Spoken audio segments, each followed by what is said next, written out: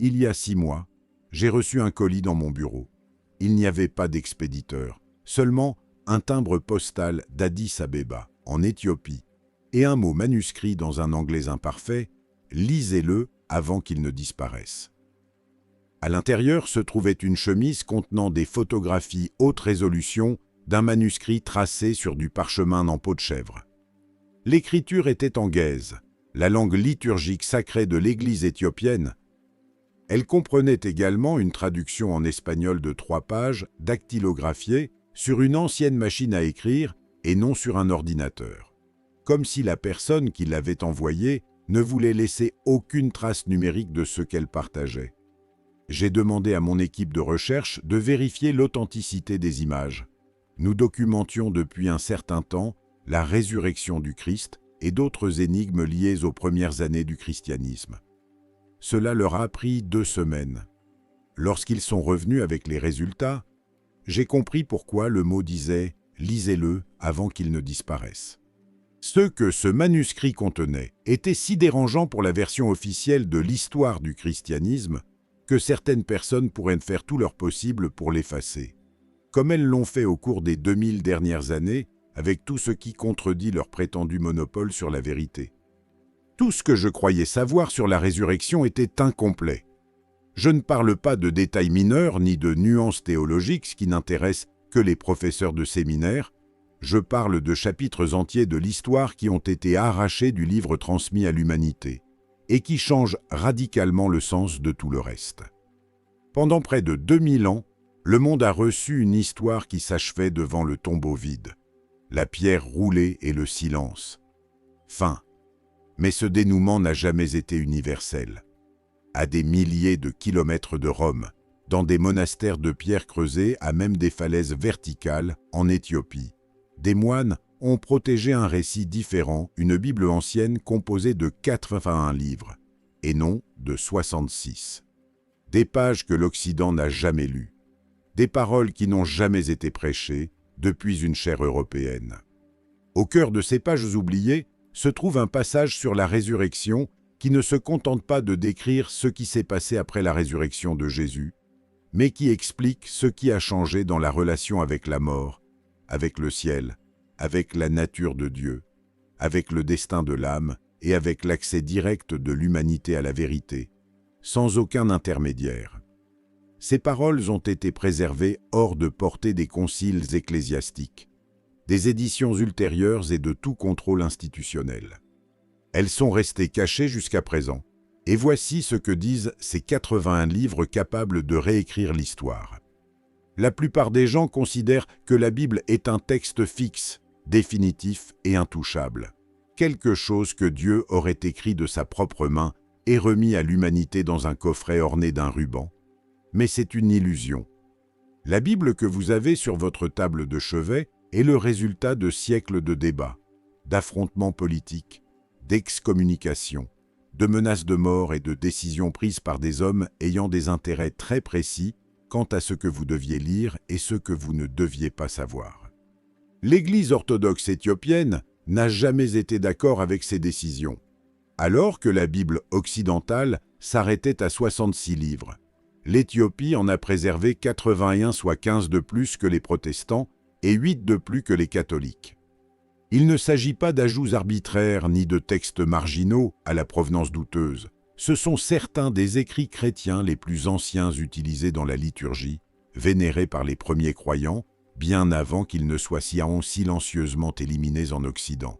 Des livres comme Enoch, les Jubilés ou les Maccabées éthiopiens.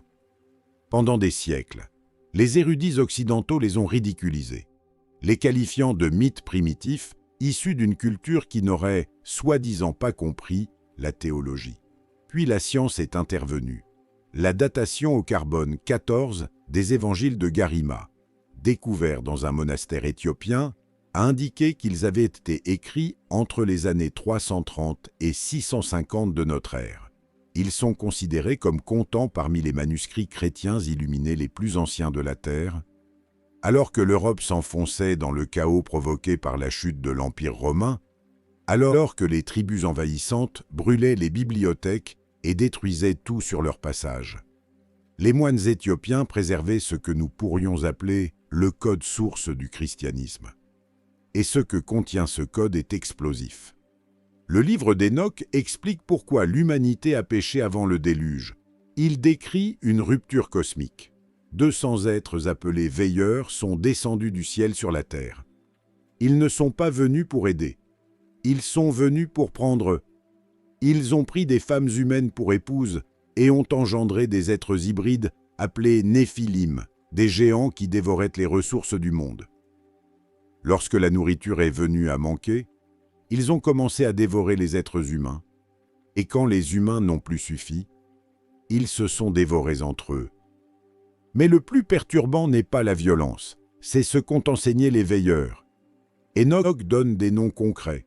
Il ne s'agit pas d'entités génériques ni d'allégories poétiques. Ce sont des noms propres avec des fonctions assignées. Azazel a appris aux hommes à fabriquer des épées, des couteaux et des boucliers. Aux femmes, il a montré l'usage des cosmétiques, des bijoux et du fard pour les yeux. Sémiasa a transmis des enchantements et des connaissances sur les plantes médicinales. Barakiel a enseigné l'astrologie. Kokabiel a parlé des constellations. Ézéchiel a expliqué les nuages et les phénomènes météorologiques. Arakiel a enseigné les signes de la Terre, ce que nous appellerions aujourd'hui la géologie. Shamshiel a montré les signes du Soleil. Sariel a transmis les connaissances sur les cycles de la Lune. Relisez cette liste: fabrication d'armes, cosmétiques, astrologie, météorologie, géologie, cycles solaires et lunaires. Il ne s'agit pas de connaissances religieuses, mais de savoirs techniques et scientifiques, des informations qui ont accéléré le développement de la civilisation humaine d'une manière qui, selon le récit, n'était pas prévue dans le plan originel.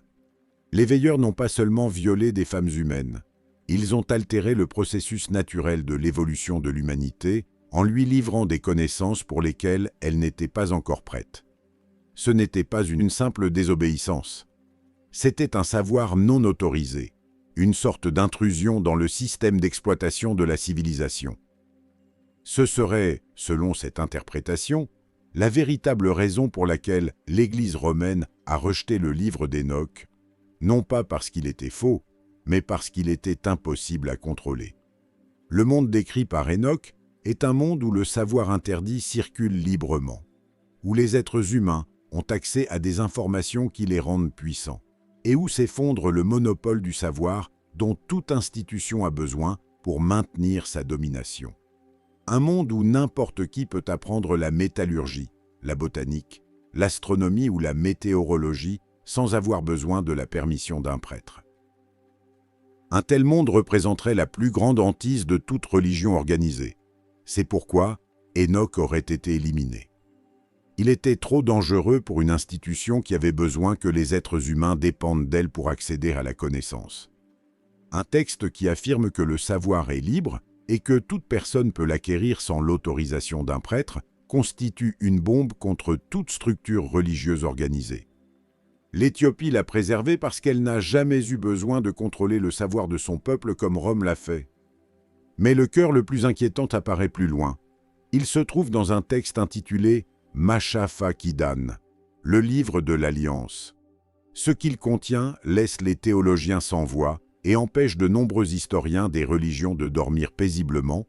Dans la tradition occidentale, la période entre la résurrection et l'ascension n'est qu'un flou. Luc résume 40 jours en une seule ligne. Les Actes des Apôtres affirment que Jésus a parlé pendant 40 jours du royaume de Dieu, mais ils ne retranscrivent pas une seule phrase de ce qu'il a dit. Pas une seule. 40 jours d'enseignement prononcés par l'un des plus grands maîtres de l'histoire, et la Bible n'en conserve pas le moindre mot. C'est comme si quelqu'un avait arraché les pages essentielles du livre, le plus important du monde. Dans la tradition éthiopienne, ces 40 jours constituent l'événement principal. Ils ne sont ni un épilogue ni une formalité. Ils représentent le fait central de l'histoire du salut. Selon le Mashafa Kidan, le Christ ressuscité ne se contente pas de consoler ses disciples effrayés, ni de leur donner des instructions ambiguës sur la prédication de l'Évangile. Il leur révèle la structure cachée de la réalité. Il leur enseigne des vérités qu'il ne leur avait jamais révélées durant ces 3 années de ministère parce qu'ils n'étaient pas encore prêts à les entendre. C'étaient des enseignements qui ne pouvaient être transmis qu'après la résurrection, car c'est seulement après avoir vaincu la mort qu'il possédait l'autorité nécessaire pour les révéler. À cet instant, les barrières de sécurité s'effacent. Jésus cesse de parler en parabole et commence à s'exprimer avec clarté. La première chose qu'il révèle concerne une entité appelée le constructeur d'ombre. Lorsque je l'ai lu pour la première fois, j'ai dû m'y reprendre à 5 fois. Jésus explique que le monde matériel, le monde de l'argent, du statut social, des empires physiques, des institutions et des hiérarchies est, dans une large mesure, le territoire d'une force trompeuse. Il n'affirme pas que le monde matériel soit mauvais en soi. Il dit qu'il est une ombre, une projection et une version réduite d'une réalité plus vaste que les sens humains ordinaires ne peuvent n'en percevoir. Cette ombre serait entretenue activement par un constructeur désireux que les êtres humains confondent de la projection avec la réalité véritable. Il veut qu'ils croient que ce qu'ils observent est tout ce qui existe, qu'ils ne regardent jamais au-delà de la surface, qu'ils vivent et meurent au sein de l'illusion sans jamais soupçonner l'existence d'autre chose. Puis apparaît une phrase qui m'a laissé pétrifié. Jésus dit de ne pas bâtir de temple de pierre, car la pierre finira par s'effondrer. Il leur demande de bâtir le temple du cœur, car ce temple-là est éternel. Dans un sermon dominical contemporain, cela pourrait passer pour une belle métaphore. Mais dans le contexte du Mashafa Kidan, cela fonctionne comme une instruction littérale et un avertissement direct.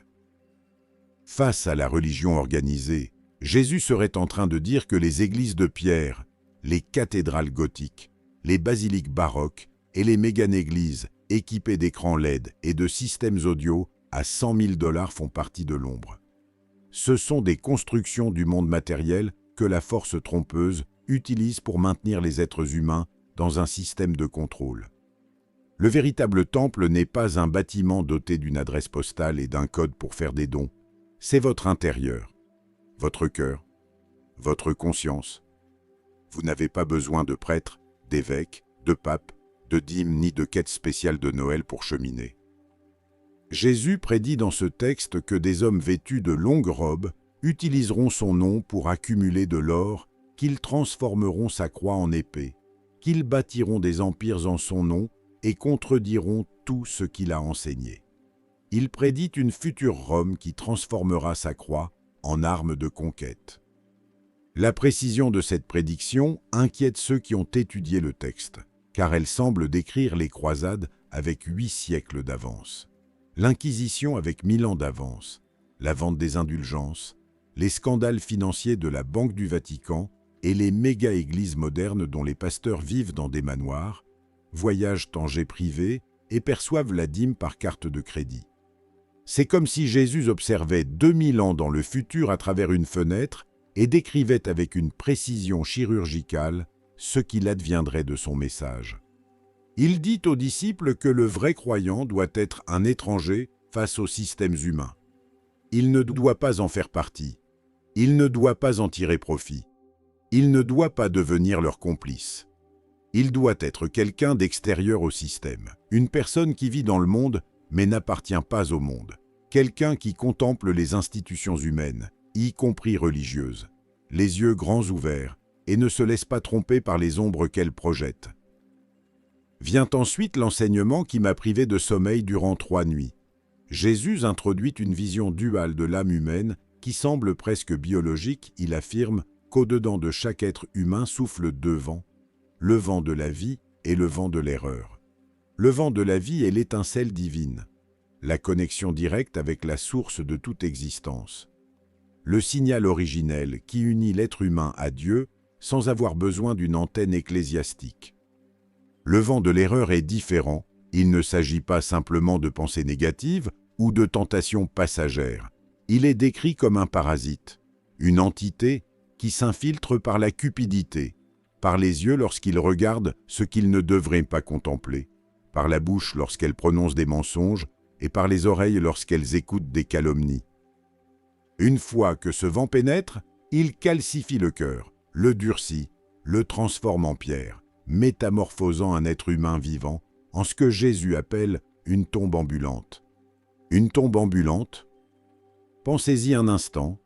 Une personne respire, mange, travaille, publie des photos, débat sur les réseaux sociaux et regarde des séries pendant des heures. Mais spirituellement, elle est morte. Son étincelle divine demeure enfouie sous des couches de cupidité, de fausseté, de distraction, de consommation compulsive et de bruit constant. Elle est vivante biologiquement, mais morte sur le plan spirituel. C'est une apocalypse de morts-vivants, mais de l'âme. Regardez autour de vous. Observez le visage des gens dans le métro. Regardez les yeux vides de ceux qui passent des heures à faire défiler leur écran sur les réseaux sociaux.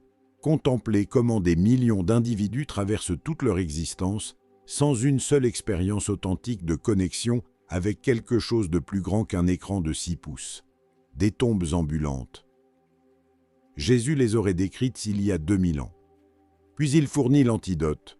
L'antidote n'est pas un sacrement, un rituel, une dîme, une confession devant un prêtre, ni la récitation de Troie. Je vous salue Marie et d'un Notre Père. L'antidote est la gnose, la connaissance directe, l'expérience personnelle de la réalité qui se trouve au-delà de l'ombre. Jésus enseigne à ses disciples à surveiller leurs pensées comme un garde surveille une porte. Il leur demande d'observer ce qui entre dans l'esprit et ce qui en sort, et d'apprendre à distinguer le vent de la vie du vent de l'erreur. Il leur dit que le royaume des cieux se trouve littéralement à l'intérieur de leur propre corps. Il ne se trouve pas dans une église, un rituel, à Rome ou à Jérusalem, il est au-dedans d'eux.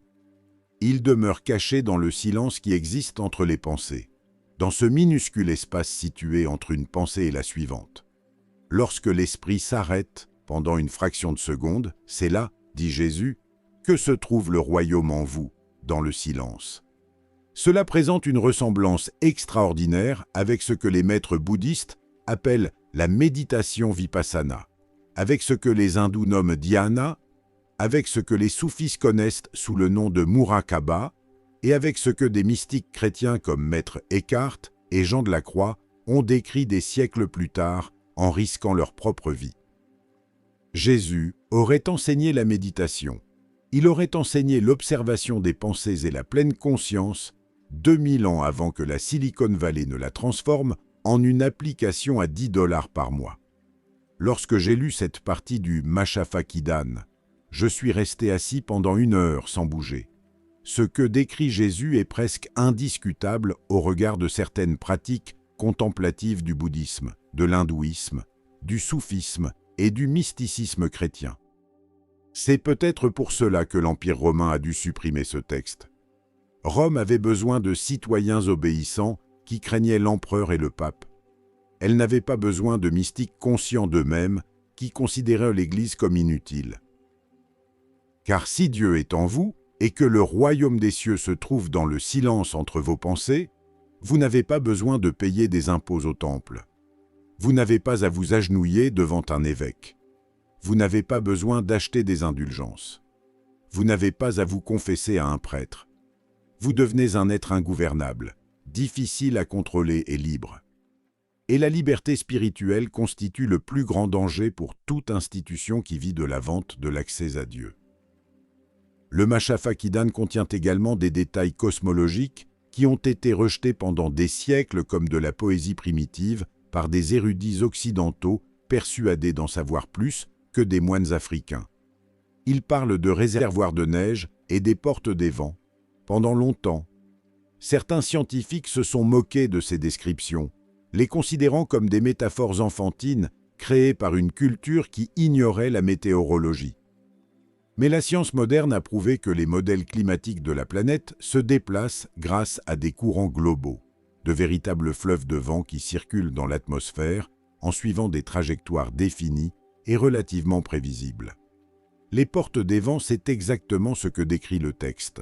Comment un écrit vieux de 2000 ans pouvait-il connaître la dynamique atmosphérique de la planète? Le document parle également d'un abîme d'eau situé sous la Terre, pendant des décennies, cette idée a été rejetée comme une mythologie primitive. Cependant, en 2014, des chercheurs américains ont décrit l'existence d'énormes quantités d'eau emprisonnées dans un minéral appelé ringwoodite dans les profondeurs du manteau terrestre, entre 400 et 660 km sous la surface. Une réserve potentiellement supérieure à l'eau contenue dans les océans de surface. Un abîme d'eau sous la terre, exactement ce que disait le texte éthiopien il y a 2 millénaires. Si ce texte disait vrai concernant l'eau souterraine et les courants de vent, il pourrait également contenir une vérité sur le parasite spirituel, la tombe ambulante, le silence entre les pensées, le constructeur d'ombre et le temple du cœur. Puis apparaît la phrase la plus effrayante de tout le document. Jésus dit à ses disciples que l'obscurité viendra et revêtira son visage. L'obscurité revêtira le visage du Christ. Pensez à ce que cela signifie. Le mal suprême n'aura pas l'apparence d'un monstre. Il n'aura ni cornes, ni queue. Il n'apparaîtra pas enveloppé de flammes en poussant un rire diabolique. Il aura l'aspect du christianisme. Il ressemblera à un sauveur. Il parlera d'amour et de paix. Il citera les Écritures. Il bâtira des églises immenses et magnifiques. Il chantera des hymnes, pleurera depuis la chair, demandera des dons pour les pauvres et gardera l'argent. Il trompera le monde parce qu'il ressemblera exactement à ce qu'il cherche à détruire. C'est l'une des descriptions les plus subtiles, intelligentes et troublantes de l'Antéchrist que j'ai jamais lues.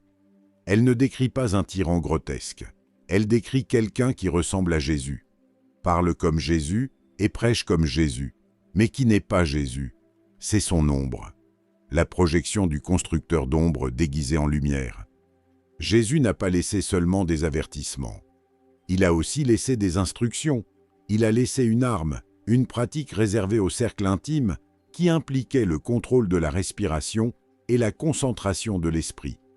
Sa ressemblance avec certaines pratiques avancées de méditation orientale rejoint la théorie selon laquelle Jésus aurait pu passer ses années perdues, la période comprise entre 12 et 30 ans, dont les évangiles ne disent absolument rien en Inde ou au Tibet. Les enseignements du Machafakidan paraissent étonnamment orientaux: énergie intérieure, centre de pouvoir dans le corps, observation des pensées, contrôle de la respiration. Tout est là, dissimulé sous une terminologie ancienne, mais reconnaissable pour quiconque a étudié les traditions contemplatives d'Orient. Nous avons donc un livre secret, une mise en garde contre une fausse église et certaines instructions pour débloquer un pouvoir intérieur que la religion organisée aurait tenté de supprimer pendant 2000 ans. Mais si Jésus est monté au ciel et a laissé à ses disciples ses enseignements, où se trouve la preuve physique de son pouvoir? La réponse pourrait se trouver dans une petite chapelle de pierre dans laquelle personne n'a l'autorisation d'entrer. Dans une ville du nord de l'Éthiopie appelée Aksum, l'Arche d'Alliance serait conservée dans l'église Sainte-Marie de Sion. Pratiquement tous les Éthiopiens croient bien que l'arche s'y trouve, sous la garde d'un moine désigné comme gardien qui ne peut quitter la chapelle depuis le jour de sa nomination jusqu'à sa mort. Un homme qui consacre toute son existence à veiller sur un objet que personne d'autre ne peut observer ni toucher. L'histoire de son arrivée en Éthiopie commence avec la reine de Saba.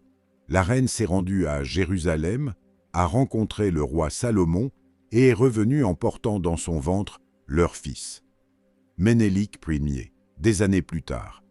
Ménélik a voyagé à Jérusalem pour rencontrer son père. Salomon lui a offert le trône d'Israël. Ménélik l'a refusé, mais n'est pas reparti les mains vides.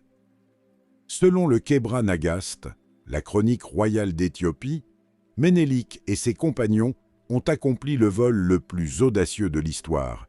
Ils ont remplacé l'arche par une réplique, ont emporté l'original et l'ont transportée jusqu'en Éthiopie, où elle serait restée pendant 3000 ans.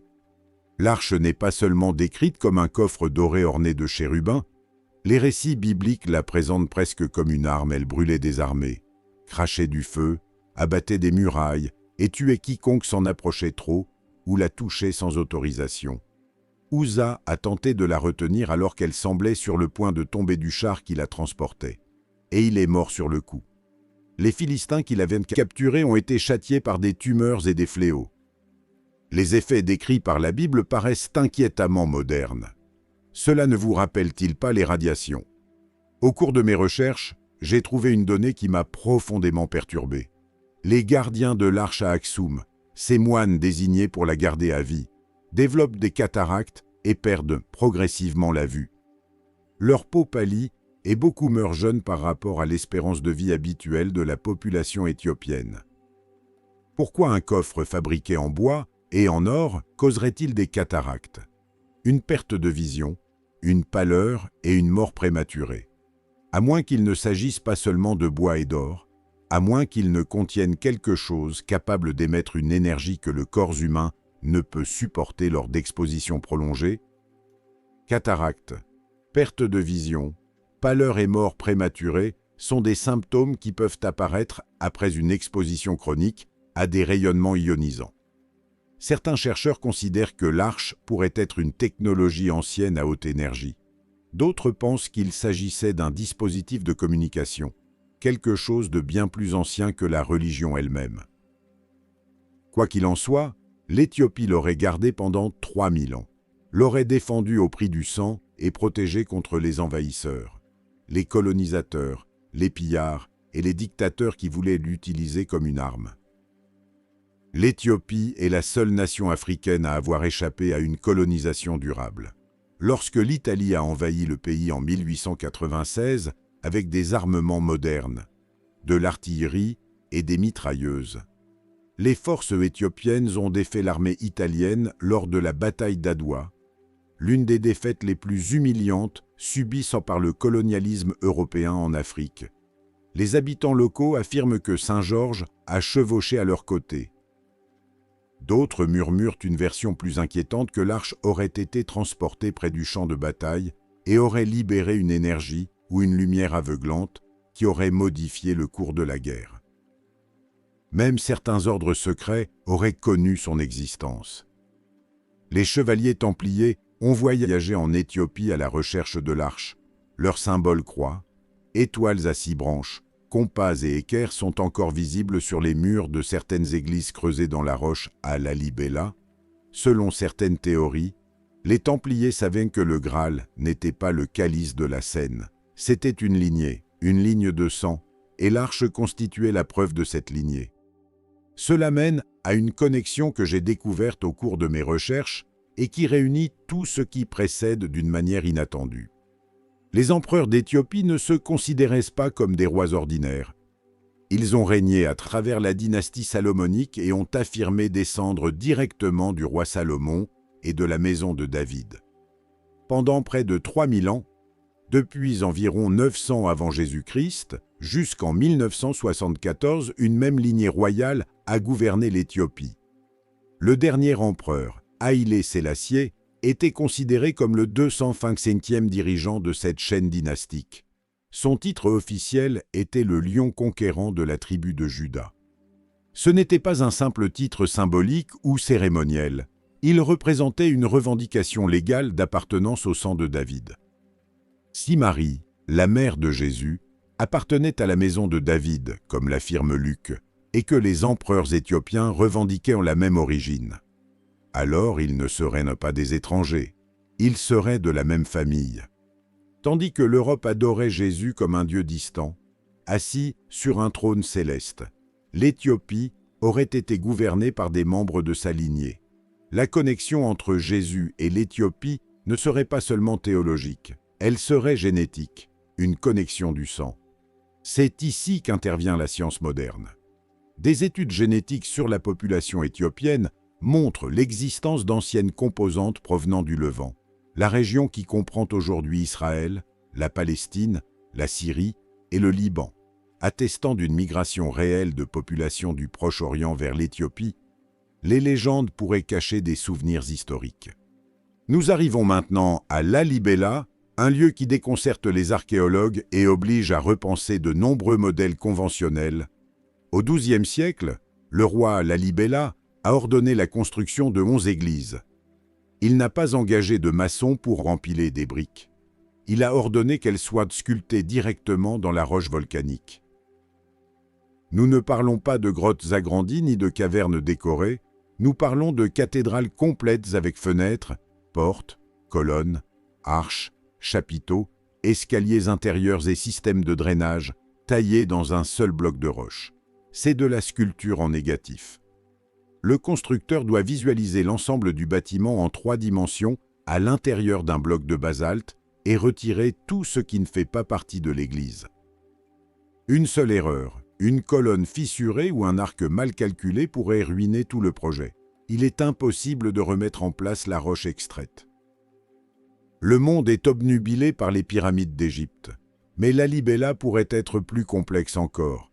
Les pyramides ont été créées en ajoutant de la matière et en empilant des blocs. Lalibela a été créé par soustraction. L'élimination de la matière exige une planification tridimensionnelle si précise qu'elle semble suggérer un esprit capable de contempler l'intérieur de la roche avant même de commencer à la tailler.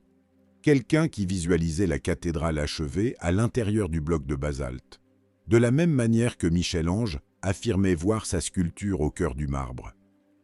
Mais Michel-Ange sculptait des statues de quelques mètres. Ici, nous parlons d'églises de 15 mètres de haut creusées dans la roche solide d'un plateau volcanique. Le plus difficile à accepter est que, selon la tradition, elles ont été construites en seulement 24 ans.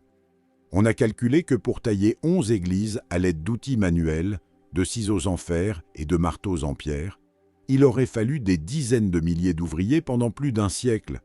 L'évacuation des décombres aurait exigé, en termes modernes, des flottes entières de camions, mais il n'existe aucune preuve claire de ces décombres. Des millions de tonnes de roches volcaniques semblent avoir disparu. Il n'y a pas de montagnes de déchets autour du site, ni de rivières obstruées par les sédiments. La roche a été extraite et s'est évanouie. La légende locale offre une explication fascinante. Les moines affirment que les êtres humains travaillaient le jour, mais que la nuit venue, les anges descendaient et poursuivaient l'œuvre. On raconte que les anges travaillaient 2 fois plus vite que les hommes et utilisaient des outils de lumière capables de couper la roche volcanique comme du beurre. Des outils de lumière, cela ressemble-t-il à un ciseau en fer ou à une forme d'énergie dirigée, datée? Certains chercheurs suggèrent que l'Arche d'Alliance aurait été transportée à Lalibela durant cette période et utilisée comme source d'énergie ou même comme instrument pour ramollir la roche. Il existe des récits dans d'autres cultures anciennes au Pérou, en Égypte ou en Inde, évoquant des pierres de ramollies au moyen de fréquences sonores ou de composés chimiques qui transformaient la roche solide en une substance malléable semblable à de l'argile, qui durcissait à nouveau par la suite. Les Éthiopiens auraient pu posséder une technologie perdue, leur permettant de manipuler la matière d'une manière que nous ne savons pas reproduire aujourd'hui. J'ai visité Lalibela lors de l'une de mes recherches en Éthiopie. Cette expérience m'a transformé d'une manière difficile à expliquer. Le lieu possède une énergie que l'on semble ressentir jusque dans les os. Je ne parle pas métaphoriquement. C'est une sensation physique, comme si la roche elle-même vibrait à une fréquence que le corps peut détecter, mais que l'esprit ne parvient pas à identifier. Je suis descendu jusqu'à l'église Saint-Georges, la plus célèbre de toutes, taillée en forme de croix grecque parfaite et creusée profondément dans le sol. Son toit se trouve au niveau de la surface. Pour la contempler, il faut regarder vers le bas. La précision de ses angles est extraordinaire. Le système de drainage est si avancé qu'après 8 siècles de pluies intenses, l'église n'a pas été détruite par les inondations. J'ai touché les murs de mes propres mains, la roche était lisse. Elle ne montrait pas les marques irrégulières que laisseraient des ciseaux en fer. Elle semblait avoir été découpée par quelque chose qui ne produisait pas d'impact, comme si la pierre avait été fondue puis solidifiée, ou comme si un instrument avait traversé la matière sans rencontrer de résistance. Le roi Lalibela a passé du temps à Jérusalem avant que la ville ne passe sous domination musulmane. Il voulait bâtir une nouvelle Jérusalem en Afrique, à l'abri des guerres interminables du Proche-Orient. Il a même nommé Jourdain le cours d'eau qui coule près de la ville. Il ne construisait pas simplement des églises, il élevait une forteresse spirituelle, un refuge conçu pour préserver la foi pendant que le reste du monde brûlait. Et cela a fonctionné. Alors que les cathédrales européennes étaient bombardées pendant les guerres mondiales, Lalibela est resté debout, alors que les manuscrits occidentaux étaient détruits par différents envahisseurs. Les textes éthiopiens dormaient protégés au cœur de la roche. Sous le complexe existe un labyrinthe de tunnels totalement obscurs qui symbolise la descente aux enfers. Les aspirants à la prêtrise doivent parcourir ces passages dans une obscurité absolue, en tâtant les murs pendant des heures tout en entonnant des hymnes liturgiques anguaises.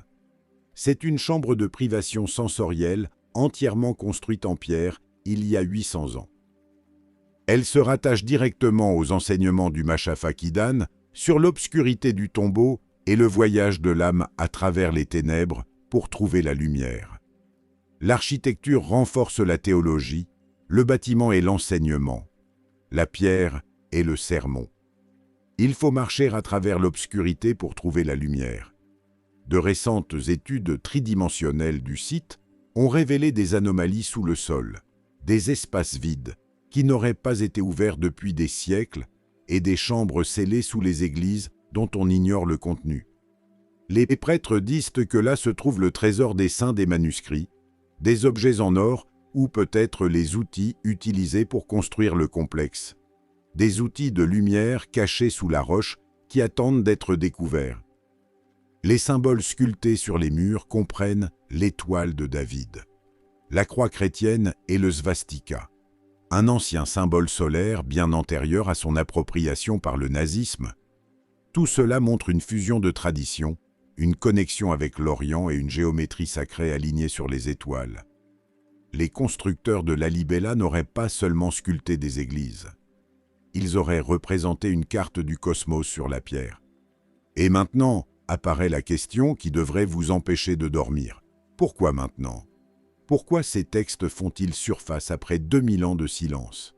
Pendant des siècles, ils sont restés cachés dans des monastères de montagne, enveloppés dans de la peau de chèvre et gardés par des hommes qui auraient préféré mourir plutôt que de permettre à un étranger de les toucher.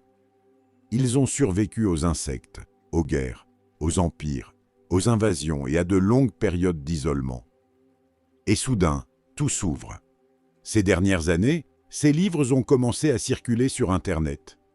Des traductions non autorisées se diffusent plus vite que les érudits ne peuvent les réviser. Les algorithmes les montrent à des millions de personnes.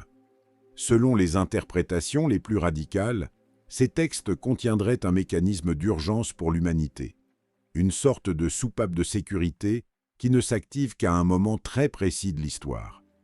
Ils décrivent les derniers temps comme une époque de réseau d'illusions. En langue gaise, l'expression désigne un monde hyper connecté, mais faux, où les gens parlent sans bouche et voient sans yeux. Parler sans bouche, voir sans yeux. Arrêtez-vous et réfléchissez. Parler sans bouche. C'est précisément ce que vous faites lorsque vous écrivez un message, une publication ou un commentaire vous parlez. Mais votre bouche reste fermée. Voir sans yeux, c'est ce qui se produit lorsque vous contemplez un écran de réalité virtuelle ou que vous consommez des images générées par intelligence artificielle qui n'existent pas dans le monde physique, vous voyez. Mais vos yeux ne contemplent pas la réalité. Ils observent une simulation. Un texte vieux de 2000 ans décrivant l'ère numérique avec une précision qui donne des frissons. Cela ne rappelle-t-il pas Internet, les réseaux sociaux et l'intelligence artificielle? Des millions de personnes communiquent à travers des écrans sans ouvrir la bouche et consomment des images qui ne représentent aucun événement réel. La théorie est inquiétante, les moines éthiopiens n'auraient pas seulement gardé des écritures saintes, ils auraient aussi protégé un manuel d'instruction pour l'ère numérique. La prophétie affirme que lorsque l'humanité se perdra dans des réalités fausses, lorsqu'elle ne pourra plus distinguer l'ombre de la lumière et que les tombes ambulantes seront la majorité, la vérité cachée devra être libérée pour briser l'illusion. Regardez autour de vous. Personne ne fait confiance au gouvernement, personne ne fait confiance aux médias. La confiance envers la religion organisée diminue d'année en année. Les gens n'ont pas seulement faim de nourriture, ils ont faim de sens. Ils ne veulent ni prêtre, ni plateforme. Ils cherchent une connaissance directe. Ils désirent la vérité sans filtre. Le concile de Nicée n'aurait pas éliminé certains livres seulement pour simplifier la Bible. Il les aurait éliminés pour nous désarmer. Les textes éthiopiens ne décrivent pas les êtres humains comme des fidèles faibles qui ont toujours besoin d'un berger, mais comme des êtres puissants pris au piège d'une guerre cosmique. Ils parlent ouvertement des veilleurs, d'entités déchues qui ont altéré l'humanité et de technologies anciennes que nous ne ferions que redécouvrir aujourd'hui. En éliminant ces textes, l'Occident aurait effacé notre armure, nous aurait arraché les outils nécessaires pour comprendre ce que nous sommes et nous défendre contre ce qui nous domine. Mais l'Éthiopie n'a jamais obéi. Elle a conservé la version complète pendant que le reste du monde recevait une version tronquée. Les moines éthiopiens m'ont répété une phrase à plusieurs reprises : « L'Occident a l'eau, mais nous avons le puits. » L'Occident posséderait une version diluée de la vérité. Une eau filtrée, traitée et purifiée jusqu'à en perdre sa saveur et sa force. L'Éthiopie conserverait la source, le puits originel, l'eau non filtrée, le texte sans censure, la vérité sans retouche. Et ce puits est en train de s'ouvrir. Après 2000 ans à garder le secret, certains moines éthiopiens permettraient aujourd'hui au monde de boire directement à la source, non pas parce qu'ils ont changé d'avis, mais parce qu'ils croient que le moment est venu. L'ère des réseaux d'illusions est déjà là. L'humanité a besoin de la vérité complète pour survivre à ce qui vient. Garder le secret un jour de plus reviendrait à trahir la mission qu'ils ont reçue il y a 17 siècles. Lorsqu'un moine anonyme a copié l'un de ses manuscrits dans un monastère de pierre situé au sommet d'une falaise du nord de l'Éthiopie, ce que j'ai découvert dans les textes éthiopiens a totalement changé l'approche de mes recherches sur la résurrection du Christ. Cela ne peut plus être l'histoire simple et rassurante d'un Jésus qui ressuscite, prononce de belles paroles et monte au ciel sous le regard des disciples. Elle doit inclure des éléments de la tradition éthiopienne qui ont rarement été présentés au public avec une telle ampleur. Le Jésus de ces textes n'est pas la figure domestiquée des images pieuses, c'est un maître qui enseigne à observer l'esprit, un prophète qui semble anticiper l'ère numérique, un révolutionnaire qui met en garde contre les institutions qui se construiront en son nom, un général qui donne ses instructions finales avant de quitter le champ de bataille. Un être dont la résurrection n'a pas été seulement un événement spirituel, mais aussi un phénomène physique qui, selon certaines interprétations, a laissé des traces d'énergie sur un linge de lin conservé à Turin et dans les corps malades des gardiens de l'arche d'Aksum. La page interdite a été publiée. Les 15 livres écartés sont disponibles. Le sceau est brisé et ce que disent ces textes ne constitue pas de gentils récits pour enfants du catéchisme, ce sont des archives brutes, des données non traitées, le signal originel sans filtre. Ce signal affirme que la Bible occidentale est incomplète, non pas par accident, mais par choix. Quelqu'un aurait choisi ce qui devait être lu et ce qui devait rester caché. Quelqu'un a décidé quelles vérités étaient sûres et lesquelles étaient dangereuses. Quelqu'un a amputé le message de Jésus jusqu'à obtenir une version que les institutions pouvaient contrôler. Les 15 livres écartés ne contiendraient ni hérésie, ni fausseté, mais des vérités si puissantes qu'elles rendraient inutiles les organisations qui vivent de la vente de l'accès à Dieu. Je veux approfondir la partie la plus importante de ce récit, les 40 jours. C'est dans ces 40 jours que se trouverait la clé de tout. Les Actes des Apôtres, chapitre 1, verset 3, affirment que Jésus s'est présenté vivant aux apôtres après sa passion, leur en donnant de nombreuses preuves et leur apparaissant pendant 40 jours pour leur parler du royaume de Dieu. 40 jours à parler du royaume de Dieu.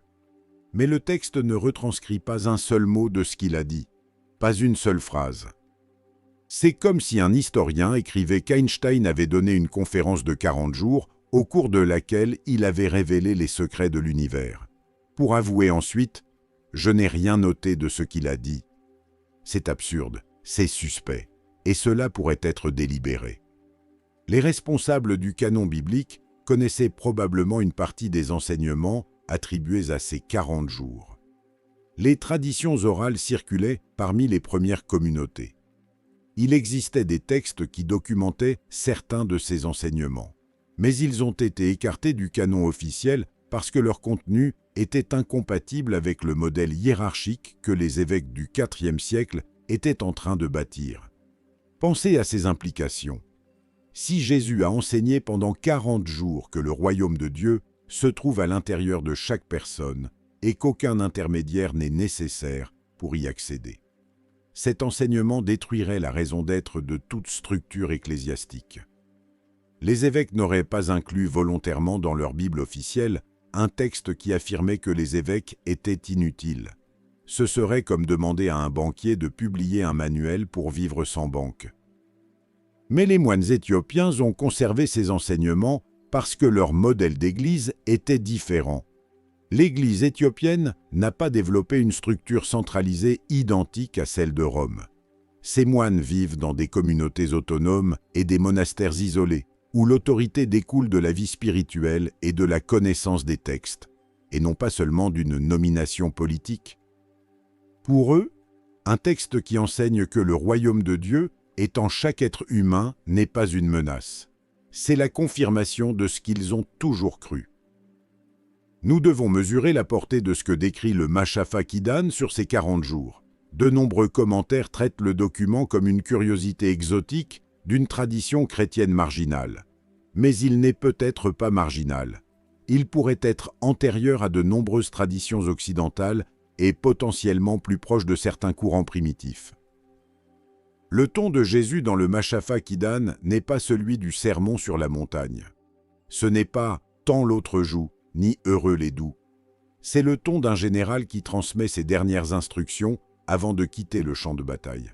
C'est pressant, direct, technique, comme s'il savait qu'il disposait de peu de temps pour transmettre l'information essentielle et ne pouvait perdre un seul instant en formalité ou en parabole. Le temps des paraboles était révolu. Le moment était venu de parler clairement.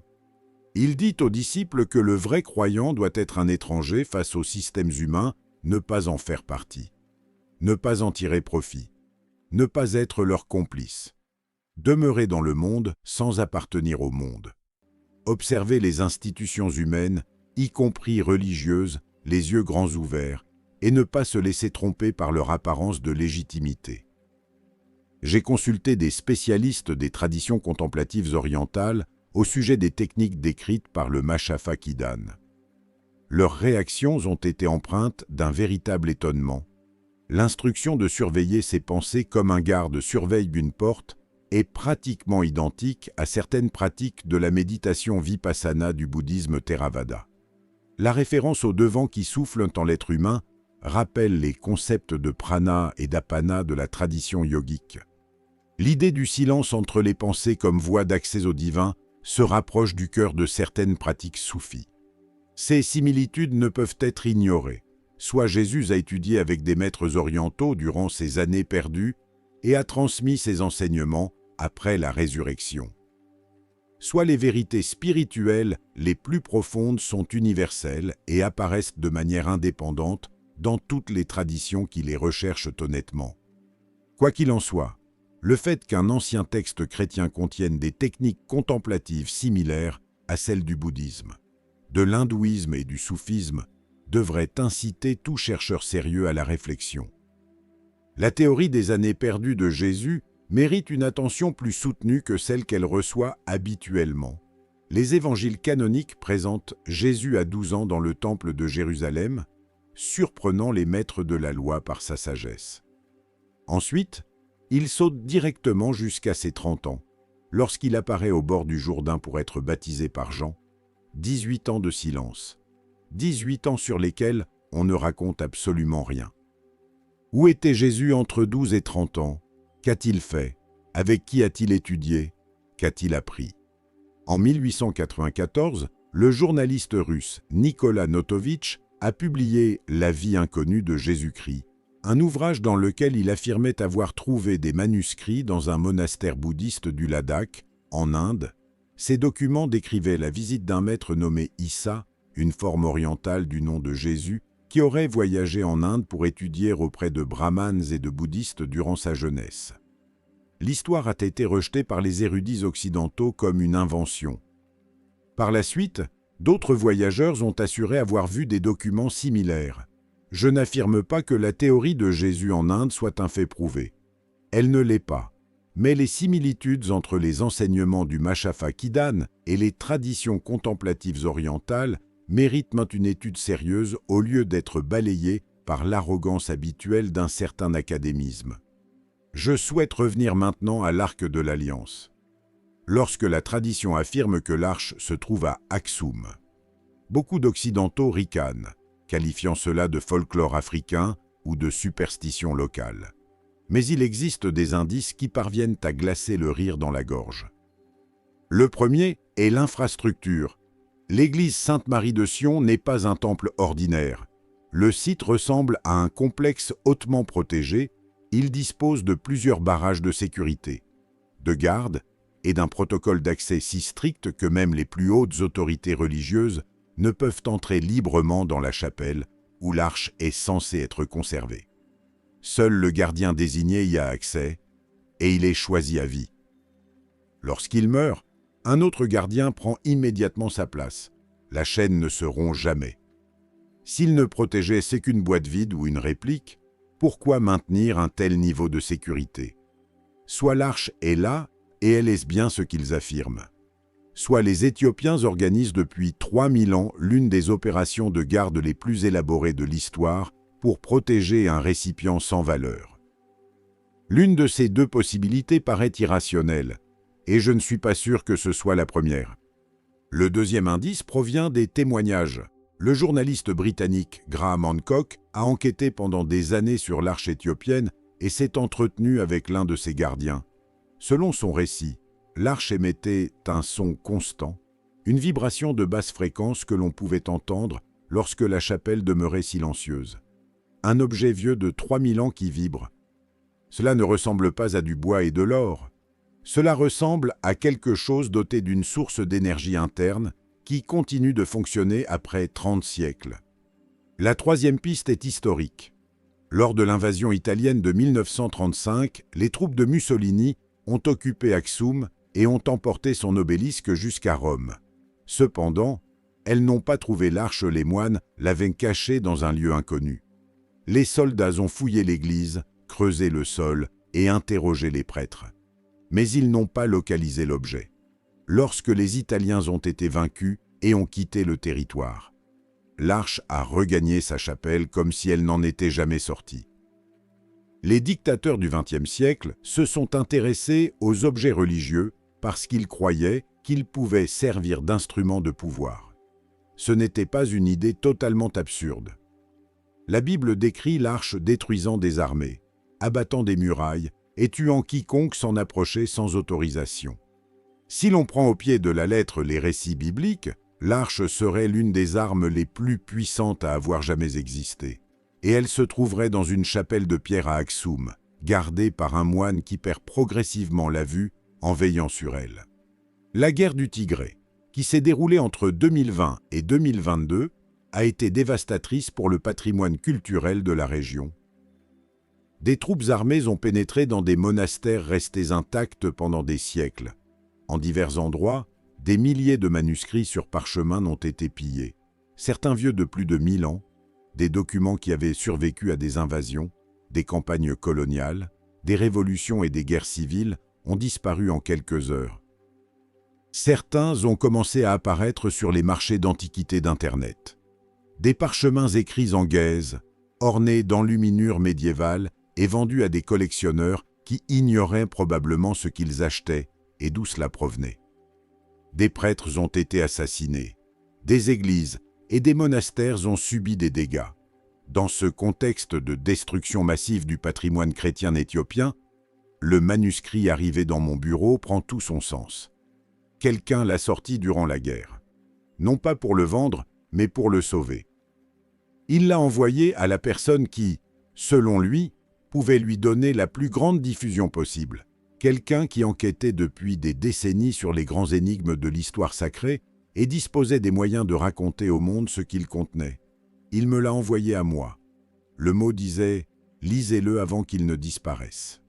Celui qui l'a envoyé savait que les manuscrits disparaissaient, que la guerre les avait dispersés, que le marché noir les dévorait et que chaque jour un autre fragment de l'histoire se perdait. Il savait aussi que si personne n'agissait pour raconter cette histoire, les livres écartés il y a 2000 ans pouvaient disparaître à nouveau.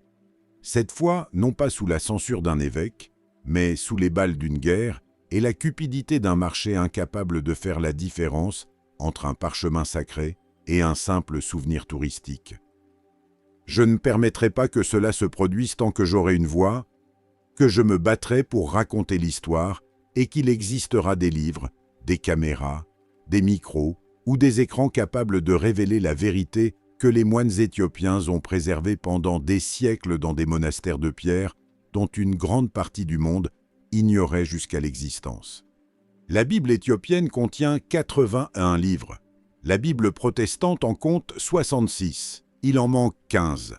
Dans ces 15 livres se trouvent des récits sur qui était Jésus, ce qu'il a pu enseigner après sa résurrection, la nature de l'âme humaine, le parasite spirituel qui calcifie le cœur, le silence entre les pensées, l'arche de l'alliance, les églises de Lalibela et les veilleurs descendus du ciel pour transmettre des connaissances interdites.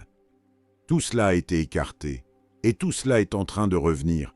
Les moines éthiopiens disent « l'Occident a l'eau, mais nous avons le puits ». L'Occident aurait conservé une version diluée de la vérité. Une eau filtrée et purifiée jusqu'à perdre sa saveur et sa force. L'Éthiopie possède la source, le puits originel, l'eau non filtrée, le texte sans censure et la vérité sans retouche. Ce puits vient de s'ouvrir après 2000 ans de guerre, d'incendies, de pillages et de persécutions, après que des empereurs, des évêques, des soldats et des inquisiteurs vont tenter de le fermer pour toujours. Le puits s'est ouvert. Ce qui en jaillit n'est pas l'eau tiède d'un catéchisme dominical. C'est une eau froide, brute et directe de la source. Une eau qui vous réveille d'un coup et dont vous ne pouvez plus vous passer une fois que vous y avez goûté. La Bible que vous connaissez pourrait être incomplète. Non pas par accident, mais par choix. Quelqu'un a choisi ce que vous deviez lire et ce que vous ne deviez pas lire. Quelqu'un a décidé quelles vérités étaient sûres et lesquelles étaient dangereuses. Quelqu'un a amputé le message de Jésus pour le transformer en une version que les institutions pouvaient contrôler. La page interdite a été publiée et ce qu'elle dit pourrait tout changer. Il existe une autre connexion découverte au cours de mes recherches. La Bible éthiopienne conserve une tradition sur la lignée de Jésus que l'Occident aurait supprimée de manière systématique. Les empereurs éthiopiens ont régné à travers la dynastie salomonique pendant près de 3000 ans, depuis environ 900 avant Jésus-Christ jusqu'en 1974, lorsque Haïlé Sélassié a été déposé par la révolution du Derg. Selon les chroniques royales, 225 dirigeants ont appartenu à cette même ligne dynastique. Le titre officiel de Haïlé Sélassié était « Lion conquérant de la tribu de Juda, roi des rois et élu de Dieu ». Ce n'était pas seulement un titre cérémoniel comme ceux des monarques européens modernes, il représentait une revendication légale de descendance du roi David, du roi Salomon et, par extension, de toute la ligne messianique de l'Ancien Testament. Si cette revendication était légitime et que les anciennes migrations du Levant vers l'Éthiopie y étaient liées. La maison de David ne s'est pas éteinte.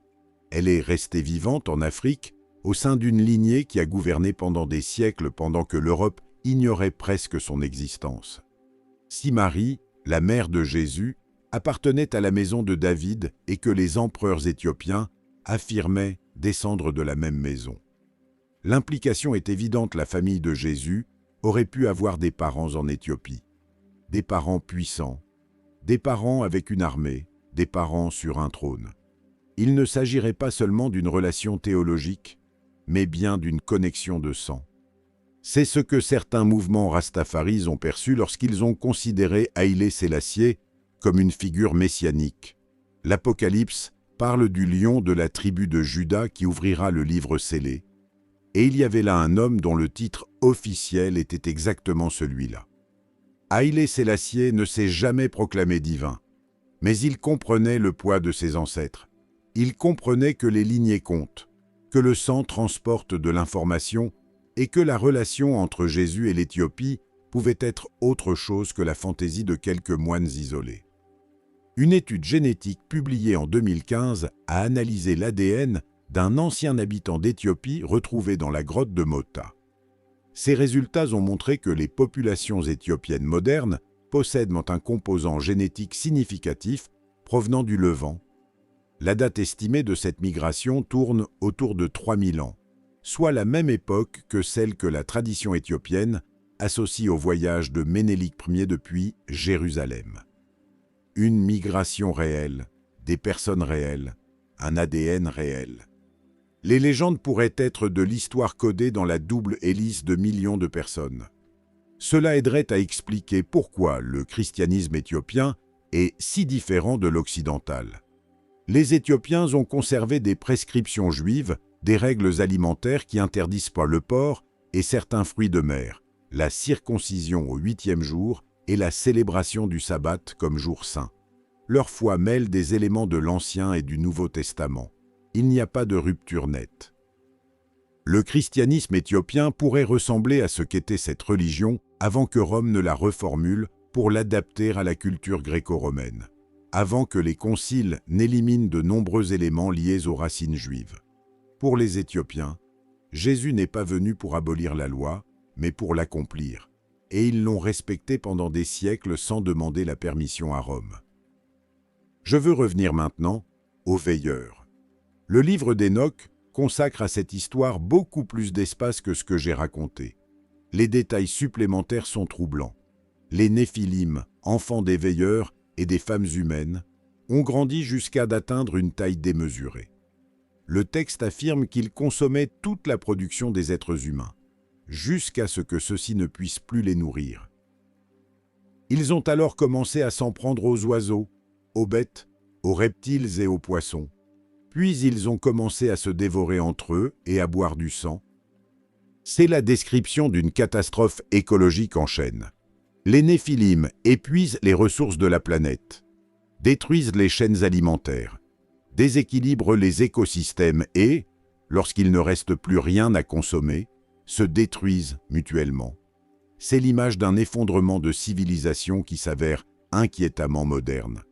Cela rappelle ce que nous faisons à notre planète, nous épuisons les ressources, nous détruisons les écosystèmes et nous accumulons une richesse si disproportionnée que les systèmes qui la soutiennent commencent à s'effondrer sous leur propre poids.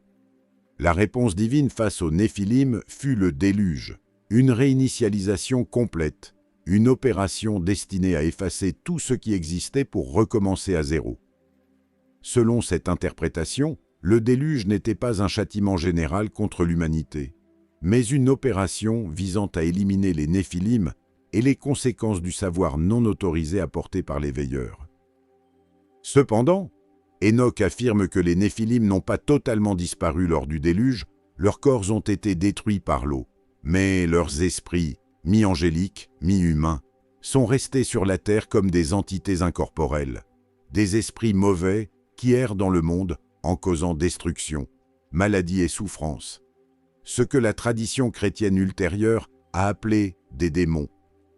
Selon Hénoch, les démons ne seraient pas des anges déchus, ils seraient les esprits des Néphilim, les enfants hybrides d'une union qui n'aurait jamais dû avoir lieu, et ils seraient toujours parmi nous.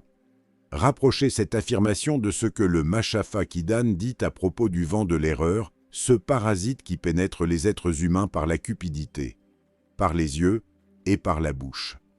Ce parasite qui calcifie le cœur et transforme les personnes en tombes ambulantes.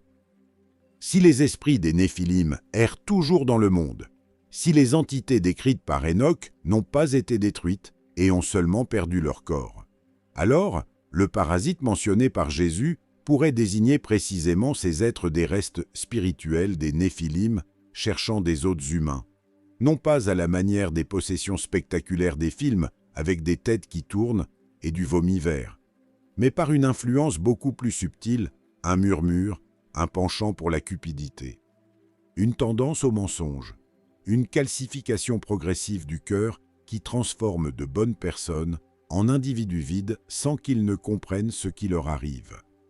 Telle serait la guerre cosmique décrite par le Machafakidan. Non pas une guerre menée avec des épées et des armées, mais une guerre intérieure, une bataille menée au-dedans de chaque être humain entre le vent de la vie et le vent de l'erreur, entre l'étincelle divine et le parasite, entre la conscience et le sommeil. Les armes de cette guerre ne sont ni des canons, ni des missiles. Ce sont l'attention, la connaissance, la vigilance des pensées et le silence intérieur. L'Église occidentale aurait éliminé Enoch et le Machafakidan du canon parce qu'ensemble, ils racontent une histoire que l'institution ne pouvait pas contrôler. Une histoire dans laquelle les êtres humains prennent part à une guerre invisible. L'ennemi agit en manipulant les pensées et les émotions. La défense réside dans la connaissance directe, la gnose, qui fut plus tard déclarée hérésie. En éliminant ces livres, l'Église n'aurait pas seulement simplifié la Bible, elle aurait désarmé l'humanité. Elle nous aurait privés des informations nécessaires pour comprendre le champ de bataille. Elle nous aurait laissé combattre sans savoir qu'une guerre existait, sans connaître l'adversaire ni nos propres armes. Ensuite, elle s'est posée en intermédiaire, en unique canal autorisé de communication avec Dieu, en unique fournisseur des armes spirituelles dont nous avions besoin, des armes qui, selon les textes supprimés, se trouvaient déjà à l'intérieur de l'être humain et n'avaient pas à être achetées à quiconque. Ce serait l'une des affaires les plus brillantes et les plus impitoyables de l'histoire, éliminer l'information capable de prévenir un problème pour vendre la solution par la suite. J'ai consacré des décennies à enquêter sur la crucifixion, à en retrouver les traces et à écouter des témoignages capables de transformer la vie de ceux qui s'en approchent. Après avoir lu les textes éthiopiens, je comprends que la crucifixion n'était pas la fin de l'histoire, mais l'entracte. Le véritable point culminant a pu se dérouler durant les 40 jours suivants. Ces 40 jours que la Bible résume en une ligne, ces 40 jours qui contiendraient les instructions pour la bataille la plus importante de l'histoire, mon travail sur la résurrection du Christ abordera cette période à travers des documents, des témoignages, des images et une enquête minutieuse. Mais par-dessus tout, il recherchera la vérité que les moines éthiopiens ont préservée pendant des siècles. La vérité qu'un moine anonyme m'a envoyée dans un colis sans expéditeur. Une vérité accompagnée d'un avertissement « lisez-le » avant qu'il ne disparaisse. Cette vérité ne doit pas disparaître. Cette fois, elle dispose d'archives, de livres, de caméras et d'une voix qui ne craint pas d'enquêter sur ce que d'autres préfèrent taire. Elle compte aussi sur des millions de personnes lassées des versions incomplètes, 81 livres, et non 66, et dans les 15 qui manquent, pourrait se trouver une partie de ce qu'on ne voulait pas que vous sachiez. La page interdite a été publiée, le puits s'est ouvert, et ce qui en jaillit pourrait tout changer. Je veux terminer par ce que m'a dit un moine au monastère de Debre Damo lors de l'une de mes visites en Éthiopie. Debre Damo s'élève sur une montagne plate. Son seul moyen d'accès est une corde en cuir qui pend du sommet le long d'une paroi verticale d'environ 15 mètres. Il n'y a pas d'escalier, pas de chemin, pas d'ascenseur, seulement une corde et la force de vos bras. J'y suis monté les mains tremblantes d'adrénaline. Lorsque vous atteignez le sommet et qu'un vieux moine vous tend la main pour vous aider sur le dernier mètre, vous comprenez pourquoi ces lieux ont préservé ce que le reste du monde a perdu. Personne ne pouvait y accéder pour le détruire. Le moine avait plus de 80 ans, sa barbe était longue et blanche, ses yeux avaient cette clarté que je n'ai observée que chez des personnes ayant passé des décennies à pratiquer la prière silencieuse. Je lui ai demandé pourquoi il pensait que les textes éthiopiens faisaient surface aujourd'hui, après tant de siècles de silence. Il m'a regardé avec une patience infinie, comme si la réponse était si évidente que ma question en devenait inutile. Cependant, j'étais un visiteur et un étranger. Il a décidé de me répondre. Il m'a dit que les textes avaient toujours été disponibles, qu'ils n'avaient jamais été réellement secrets. Tout chrétien qui aurait désiré les lire aurait pu voyager en Éthiopie au cours des derniers siècles. Le problème n'était pas que les textes restent cachés, le problème était que le monde n'était pas prêt à les lire. Il y a des vérités qui ont besoin d'un moment précis pour être reçues. Une graine plantée en hiver ne germe pas. Cette même graine plantée au printemps porte du fruit. Les textes éthiopiens seraient des graines plantées il y a 2000 ans, pendant 17 siècles. Elles ont attendu sous la terre, parce que la saison n'était pas encore appropriée. Aujourd'hui, pour la première fois, la bonne saison serait arrivée, le sol est prêt, l'humanité a soif. Les graines commencent à germer. J'ai demandé comment il savait que le moment était venu. Sa réponse résonne encore dans ma tête. Il m'a dit « Lorsque les hommes construiront des réseaux qui connectent tout le monde, mais qui ne relient personne à Dieu, lorsqu'ils parleront sans ouvrir la bouche et verront sans utiliser leurs yeux, lorsque l'illusion sera si parfaite que les hommes la confondront avec la réalité. La vérité devra sortir de la pierre dans laquelle elle a été gardée pour briser l'illusion. Des réseaux qui connectent tout le monde, mais ne relient personne à Dieu. Parler sans ouvrir la bouche, voir sans utiliser ses yeux. L'illusion parfaite.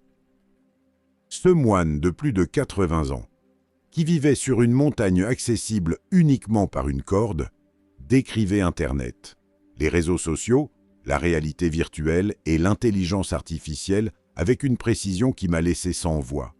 Non pas parce qu'il savait ce qu'était Internet, il n'avait probablement jamais touché un ordinateur, mais parce que le texte qu'il lisait chaque jour depuis 60 ans décrivait notre monde avec une exactitude difficile à mettre sur le compte du hasard. Je suis resté assis sur le sol de pierre du monastère, à contempler l'horizon éthiopien. Les montagnes s'étendaient à perte de vue. Le ciel était d'un bleu que je n'avais jamais vu.